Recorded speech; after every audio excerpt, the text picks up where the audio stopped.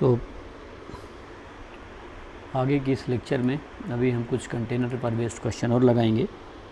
सो जैसे हमारे पास यहाँ पर एक कंटेनर मान लिया मैंने, ये एक कंटेनर है और इस कंटेनर में एक मूवेबल पिस्टन लगा हुआ है। So this is a piston. हम इस पिस्टन को कोई मास यहाँ पर कंसीडर नहीं कर रहे हैं। दूसरी बात ये है कि जो पिस्टन है ये वाली हाइट हमें 76 सेंटीमीटर दिया है और ये वाली हाइट भी 76 सेंटीमीटर दिया है। ये हम ऐसे ले सकते हैं। इसके अंदर यहाँ पर गैस फिल्ड है जिसका टेम्परेचर 300 केल्विन है and this is open to atmosphere. अब एटमॉस्फेयर ओपन है और मैं इसके ऊपर यहाँ पर मरकरी फिल कर देता हूँ। सो यहाँ पर मरकरी फिल्ड है। क्वेश्चन ये है कि 76 सेंटीमीटर में मरकरी फिल्ड है और 76 सेंटीमीटर में एयर है और जो 1 atm प्रेशर है that is equal to 76 centimetre of Hg। Mercury के 76 सेंटीमीटर के हाइट के बराबर है। सो मेरे को क्वेश्चन में ये बताना है कि फाइंड द टेम्परेचर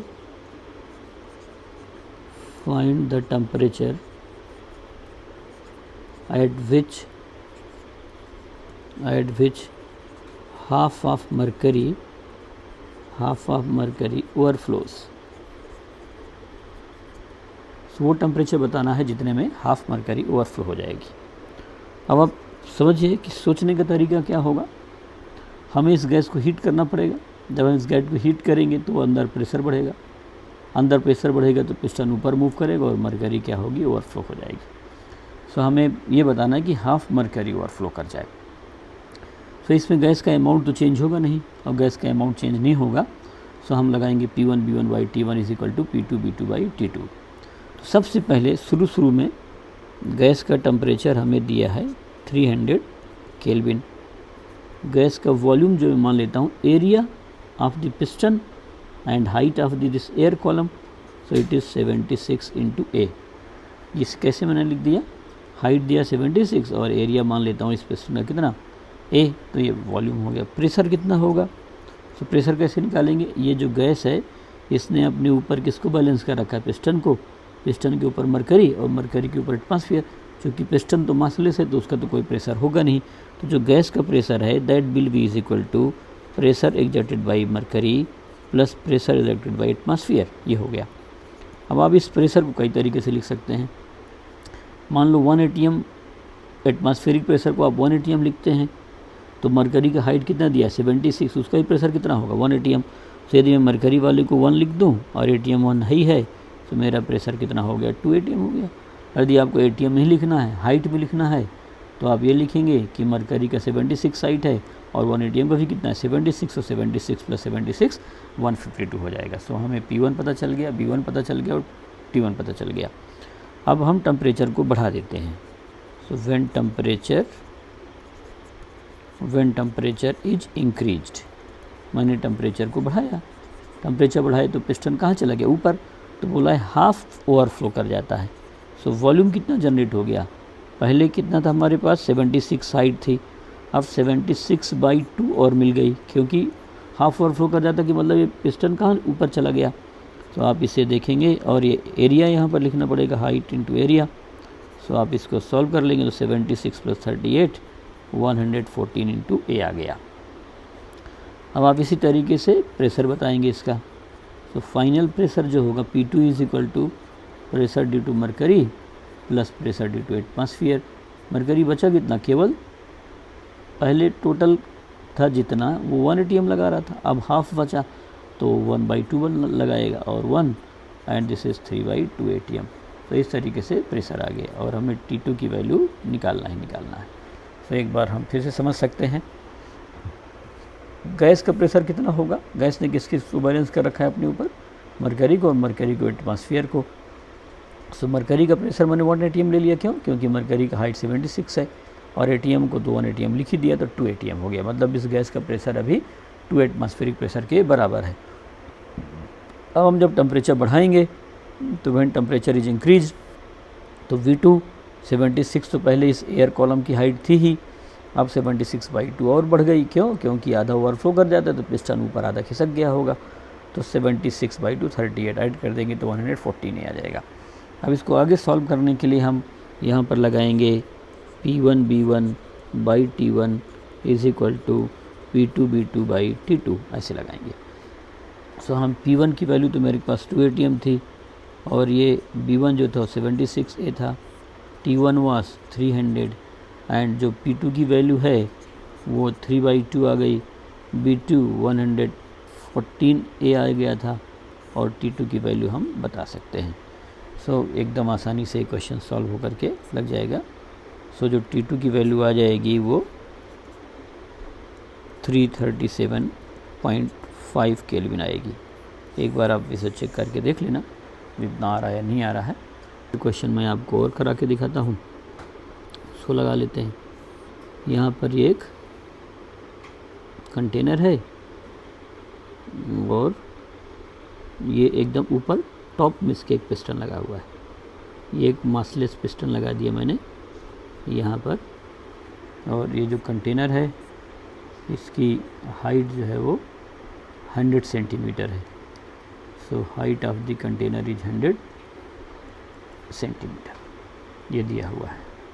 और एक चीज़ और दिया हुआ है कि 1 ATM 1 एटमॉस्फेरिक प्रेशर जो है वो 76 सेंटीमीटर के इक्वल है। सो हमने क्या करना है, ऊपर से इसके ऊपर मरकरी पोर करना है। तो फाइंड ऐसा नहीं लिखते हैं, पहले लिखते हैं कि मरकरी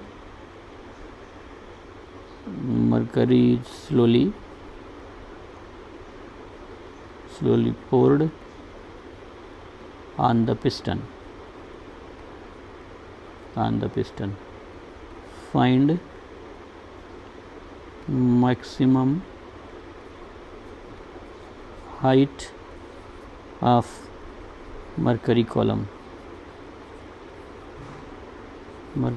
की मैक्सिमम हाइट बताना है।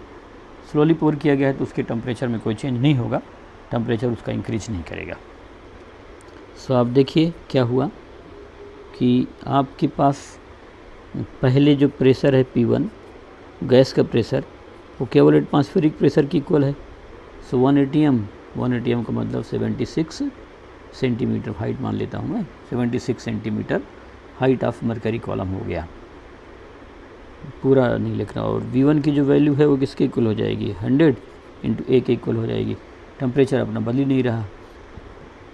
इसके बाद क्या हो रहा है कि आपका ये मान लो यहाँ तक आ गया। सो H हाइट तक तो मरकरी कॉलम आ गया, तो बचा कितना हमारे पास 100 माइनस H बढ़ गया। तो जो P2 की वैल्यू होगी वो 100 माइनस H इंटू A के इक्वल हो जाएगी। और जो P2 की वैल्यू है वो किसके इक्वल है, pressure of mercury plus pressure of atmosphere.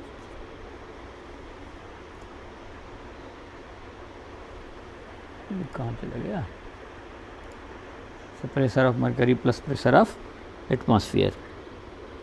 तो अब देखिए मरकरी का जो प्रेशर है वो तो H हाइट के बराबर है और एटमॉस्फेयर कितना है 76 है। सो मैं हाइट ऑफ मरकरी कॉलम के फॉर्म में ही लिख दिया इसको। तो P2B2 हो गया, टेम्परेचर कोई चेंज हुआ नहीं। सो आप फार्मूला लगाएंगे P1B1 is equal to P2B2 T2 दोनों तरफ से कट जाएगा। अब आप यहाँ पर वैल्यू पुट कर देंगे तो 76 एंड B1 कितना है 100A is equal to P2 की जो वैल्यू है वो H प्लस 76 है और जो B2 है हमारे पास वो 100 माइनस H के इक्वल है। वो 100 माइनस H आ गया यहाँ पर, 100 माइनस H इंटू A है B2। सो ये कैंसिल हो गया।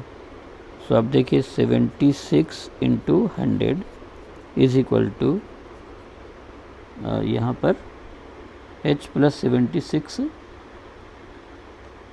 का जो वैल्यू है और ये 100 माइनस H के बराबर है।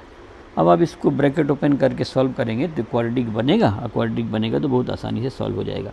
मैं आपको वेरीफाई करना सिखा देता हूँ।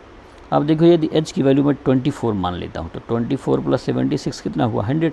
तो ये 100 के साथ मैच कर जाएगा। 100 में से 24 घटा देंगे तो 76 आ जाएगा, है ना। तो ये ट्रायल एंड एरर से मैंने लगा दिया। सो एच की वैल्यू आपकी कितनी आ जाएगी, 24। So h is equal to आप 24 ले लेंगे, 24 सेंटीमीटर तक ही आएगी।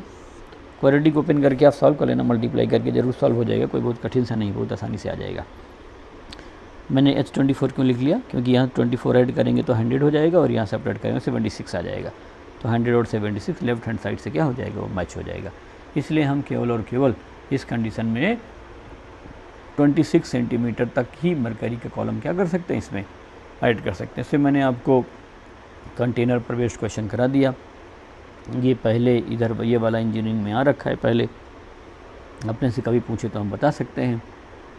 पहले से मरकरी फील्ड है, आपने गर्म किया तो हीट होकर के ओवरफ्लो कर गया, और दूसरा यहाँ पर पहले खाली है, आपने इसके ऊपर मरकरी ऐड करना चालू किया तो पिस्टन धीरे धीरे धीरे धीरे नीचे आता रहेगा, नीचे आता रहेगा तो गैस का प्रेशर बढ़ता रहेगा, फिर वहाँ जा कर के रुक जाएगा जहाँ पर गैस का प्रेशर जो P2 है वो अपने ऊपर किसको बैलेंस कर लेता है, मरकरी को बैलेंस कर लेता है। तो इसके ऊपर आपने यहाँ पर क्या फिल कर रखा है, मरकरी फिल कर रखा है। तो इस तरीके से इसके ऊपर मरकरी फील्ड है, तो मैंने P2 की वैल्यू रख लिया और यहाँ पर वो आपकी एयर या गैस टर्मिनेट। अब हम आगे लगाएंगे question based on graph.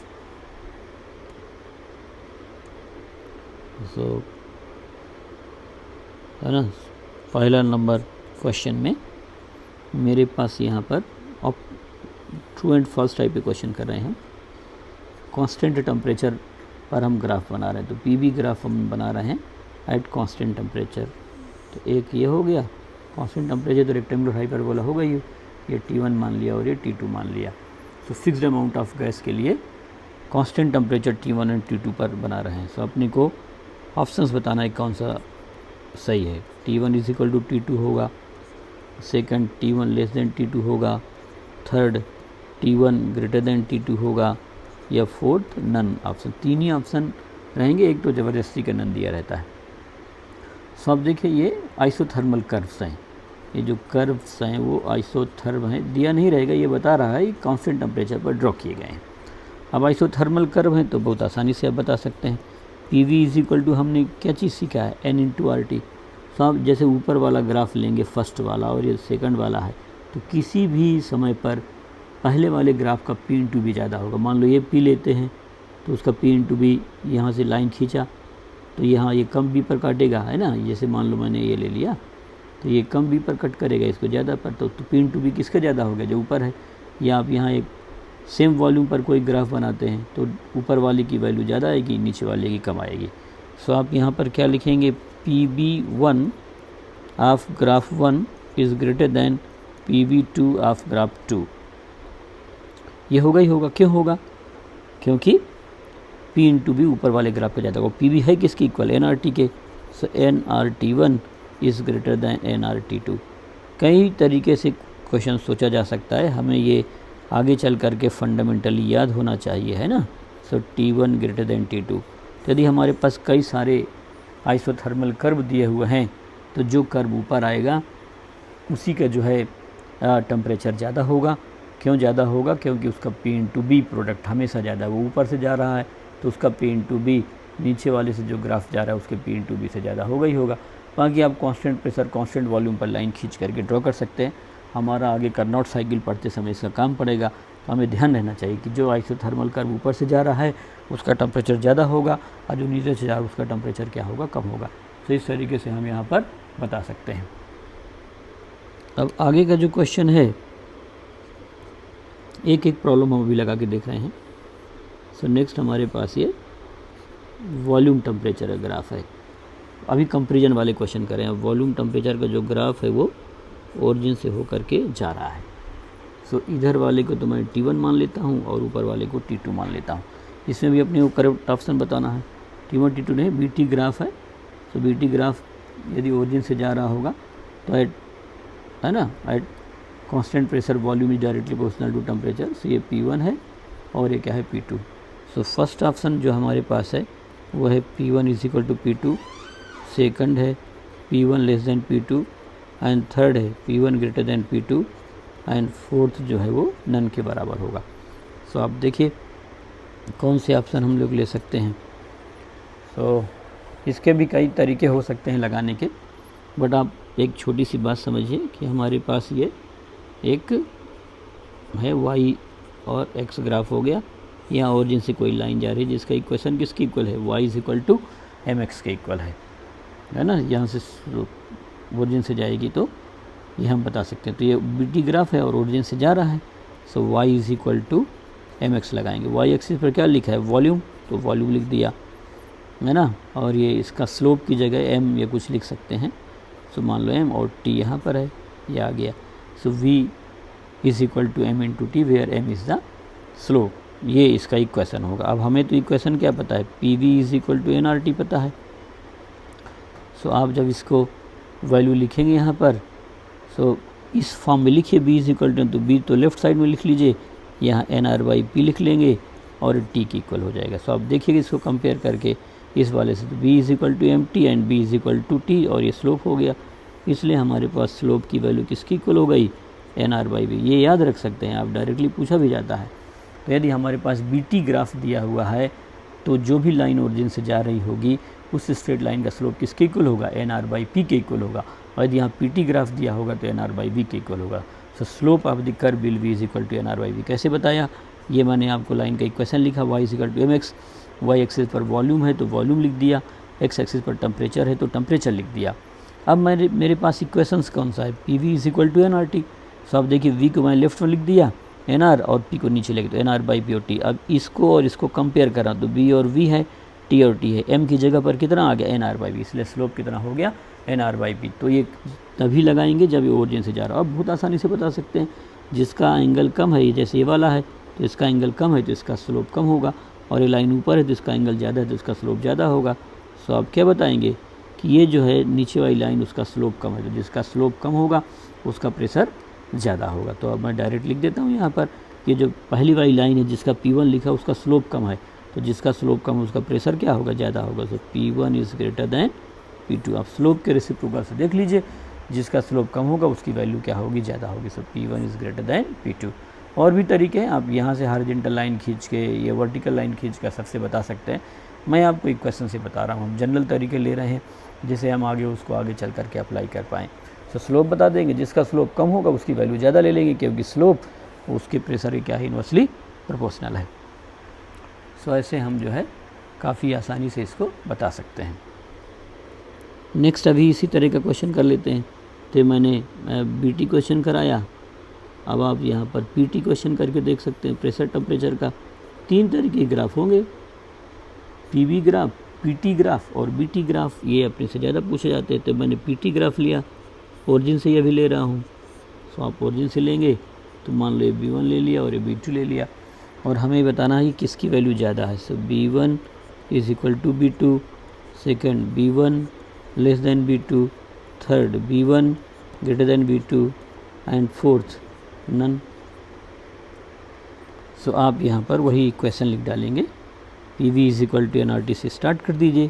So PV is equal to NRT, चूँकि लाइन ओरिजिन से जा रही है तो y is equal to mx वाली बात हम लगाएंगे यहाँ पर। अब y एक्सिस पर क्या है, प्रेस है, तो P लिख दीजिए। यहाँ हो गया कितना, NR by V into T, इस फॉर्म में लिख सकते हैं। सो ये तो y एक्सिस पर है, ये कहाँ पर है, x एक्सिस पर, ये हो गया स्लोप, इसलिए आप डायरेक्टली इसके स्लोप की वैल्यू लिख सकते हैं। सो स्लोप किसकी इक्वल हो गया, NR बाई V के। तो PT ग्राफ है, ओरिजिन से स्ट्रेट लाइन जा रही है तो स्लोप NR बाई P होगा। BT ग्राफ है तो NR बाई P होगा।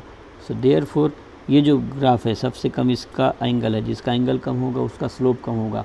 क्यों, क्योंकि स्लोप की वैल्यू किसकी इक्वल होती है, tan थीटा की इक्वल होती है ना। और थीटा जो है वो जैसे जैसे एंगल बढ़ाते रहते हैं tan थीटा की वैल्यू बढ़ती रहती है। तो यहाँ पर इसका स्लोप कम है, तो स्लोप कम है तो उसकी वैल्यू क्या आएगी, ज़्यादा आएगी। सो V2 is greater than B1। इस तरीके से हम इसको सॉल्व करके बता सकते हैं। सो ये वाला क्वेश्चन हो गया। अब नेक्स्ट इसी तरह का ग्राफ का मैं आपको आगे करा देता हूँ। आज ग्राफ वाले क्वेश्चन ही हम प्रैक्टिस कर रहे हैं। सो यहाँ पर ये VT ग्राफ ले लिया मैंने, और VT ग्राफ जो है अब वो ओरिजिन से नहीं जा रहा है। सो VT ग्राफ दिया रहेगा तो प्रेशर पूछेगा। सो ये प्रेशर P1 है और यहाँ पर प्रेशर P2 है। इस पॉइंट पर। सो हमें ये बताना है फर्स्ट में P1 is equal to P2, second P1 less than P2, third P1 greater than P2 and fourth none. So आप इसको जो है सॉल्व करके बता सकते हैं। अब देखिए इसको दो तरीके से सॉल्व कर सकते हैं।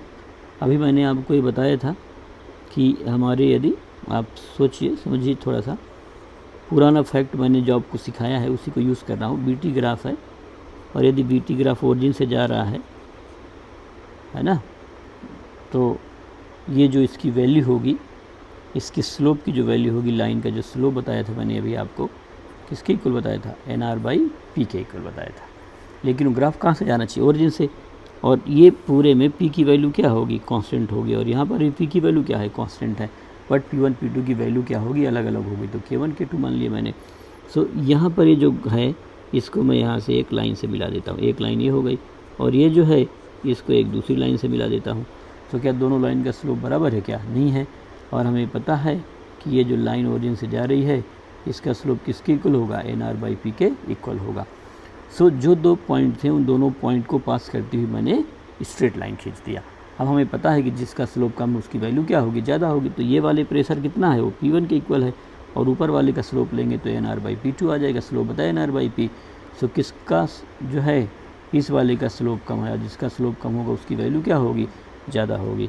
सो P1 वाली जो लाइन है, ये जो इस लाइन पर हर जगह प्रेशर P1 है और इस लाइन पर हर जगह प्रेशर P2 है, और दोनों का स्लोप अलग अलग है। जिसका स्लोप कम है उसकी वैल्यू क्या होगी, ज़्यादा होगी। इसलिए P1 की वैल्यू किससे ज़्यादा होगी, P2 से ज़्यादा होगी। सो P1 is greater than P2।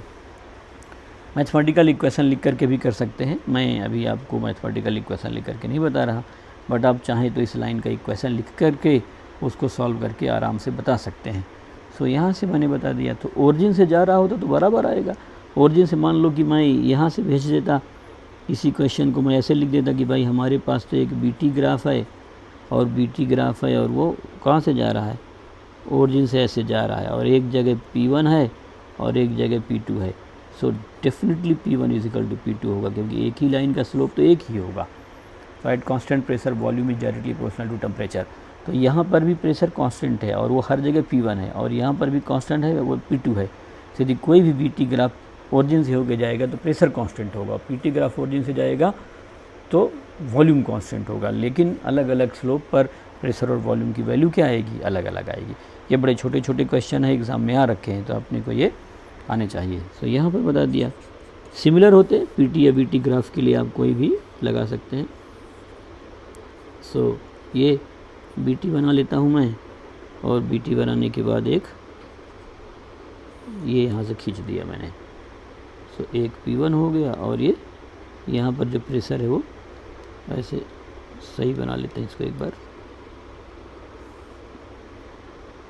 ये P1 और यहाँ पर P2 मान लिया। सो ओरिजिन से तो जा नहीं रहा, से तो निश्चित है कि P1 और P2 बराबर नहीं होंगे। सो एक option P1 is equal to P2, second P1 less than P2, third P1 greater than P2, and fourth क्या है, नन। ऐसे ले लेता हूँ। अब हम इसको जो है सॉल्व करना चाहते हैं। सो ओरिजिन से लाइन जानी चाहिए। सो एक लाइन ओरिजिन से यहाँ खींच दिया, एकदम फ्री हैंड खींची, और ये हो। तो इस वाले का एंगल कम है, जिसका स्लोप क्या होगा, कम होगा। तो इस वाले का स्लोप जो है वो किसके इक्वल हो जाएगा, NR/P2 के इक्वल होगा। और ऊपर वाले का स्लोप लेंगे NR/P1 के, तो जिसका स्लोप कम है उसकी वैल्यू क्या होगी, ज़्यादा होगी। सो P2 is greater than P1। Slope जो रिप्रेजेंट करेगा से जो स्लोप है, यहाँ पर यदि मेरे पास कोई बीटी ग्राफ दिया हुआ है, ये मान लेता हूँ कि बीटी ग्राफ है, और ये बीटी ग्राफ ओरिजिन से जा रहा है। तो इस लाइन का स्लोप हमने सीखा था किसके इक्वल, NR/P के। तो यहाँ पर दो लाइन जा रही हैं, एक के लिए प्रेशर P1 है और एक के लिए प्रेशर P2 है। तो जिसका स्लोप कम है उसकी वैल्यू क्या आएगी, ज़्यादा आ जाएगी। तो इस तरीके से हम जो है ग्राफ वाले क्वेश्चन काफ़ी आसानी से बता पा रहे हैं। P1 P2 हमें वैल्यू दिया हुआ है, और उन वैल्यू को लेकर के हम बता सकते हैं। एक PV ग्राफ का भी क्वेश्चन पूछा जाता है ऑब्जेक्टिव, वो पहले इंजीनियरिंग के एग्ज़ाम्स में आ रखा है, हमारे भी एग्ज़ाम में एक बार आया हुआ है। सो मैं ज़रा समझाता हूँ आपको, मैथमेटिकली समझाऊंगा मैं इस क्वेश्चन को। PV है और ये हमें जो ग्राफ दिया हुआ है वो ऐसे दिया है कि इस तरीके से एक स्ट्रेट लाइन है निगेटिव स्लोप की, ऐसे निगेटिव स्लोप की स्ट्रेट लाइन है। तो इस स्ट्रेट लाइन के लिए अपने को दिया है कि पहला है टी इज कांस्टेंट, पहला option t constant, second t decreases, third option t increases, t increase कर रहा है, fourth option t first increases then decreases, ऐसे ऑप्शन बता सकते हैं, है ना। सो इसको एक बार सॉल्व करके सिखाता हूँ मैं आपको, क्योंकि यहाँ टेम्परेचर कांस्टेंट नहीं होगा, है ना। पीवी ग्राफ आप देखिए, प्रेशर वॉल्यूम का ग्राफ है, ये पहला क्वेश्चन आज मैंने कराया था, और रेक्टेंगुलर हाइपरबोला तभी होगा जैसे पीवी इज इक्वल टू क्या होता है एनआरटी, और टेम्परेचर कांस्टेंट हो गया तो P is equal to B आ जाएगा। तो P is equal to B is equal to P is equal to K by B तभी आ सकता है जब टी की वैल्यू क्या हो, कांस्टेंट हो। जब टी कांस्टेंट होगा तो ग्राफ कैसा आएगा, रेक्टेंगुलर हाइपरबोला आएगा। चूँकि ये स्ट्रेट लाइन है इसलिए टेम्परेचर कांस्टेंट नहीं होगा, तो पहला वाला ऑप्शन तो हुआ नहीं। अब हम सबसे पहले इस लाइन का इक्वेशन लिखेंगे। So y is equal to M x plus सी, वाई एक्सिस पर प्रेशर p है, इसका स्लोप माइनस है तो माइनस a, और x एक्सिस पर वॉल्यूम है प्लस b, ये मैंने इसका इक्वेशन मान लिया। क्यों ऐसा लिख दिया, y is equal to M x plus C होता है, y एक्सिस पर प्रेशर है, स्लोप की जगह मैंने माइनस से लिख दिया, स्लोप नेगेटिव है, उसकी वैल्यू कितनी है a एक पॉजिटिव हो गया, और x एक्सिस पर वॉल्यूम है और इंटरसेप्ट की जगह v लिख लिया। अब मेरे को P और V का रिलेशन तो पता है, लेकिन मुझे किसका चाहिए, टेम्परेचर वॉल्यूम या टेम्परेचर प्रेशर का। तो इनमें से PV इज इक्वल टू मैं NRT लगा देता हूँ। अब इसमें से P की वैल्यू हटा देता हूँ, तो P की जगह लिख देता हूँ मैं, कितना है minus AB plus V is equal to NRT आ जाएगा। तो आप जब इसकी वैल्यू सॉल्व करेंगे तो कितना हो जाएगा, minus AB square plus B into b is equal to NRT। So जो टेम्परेचर है ये वो वॉल्यूम के स्क्वायर पर डिपेंड कर रहा है। सो टेम्परेचर और वॉल्यूम का हम यहाँ पर ग्राफ बना देते हैं। पैराबोला है, पैराबोला आप जानते होंगे, वो पढ़ते ही है प्रोजेक्टाइल। सो ये टेम्परेचर T जो है वो वॉल्यूम का फंक्शन है इधर, बाकी तो कांस्टेंट है। तो T किस पर डिपेंड कर रहा है, V स्क्वायर पर, मतलब वो ग्राफ कैसा होगा, पैराबोला होगा। माइनस B स्क्वायर है तो ग्राफ जो है कनकेव डाउन होगा। तो ये जो वाली वैल्यू है वो आपकी टेम्परेचर की वो ऐसे जाएगी, प्रोजेक्टाइल वाला वही है पूरा, तो ऐसे बन जाएगा। फिर नीचे की तरफ जा रहा है और इस पर्टिकुलर पॉइंट पर टेम्परेचर की वैल्यू क्या हो जाएगी, मैक्सिमम हो जाएगी, है ना। T और ये माइनस B स्क्वायर है, तो y is equal to minus x square graph है। y is equal to plus x square होता तो ऊपर टर्न करता, y is equal to minus x square तो नीचे।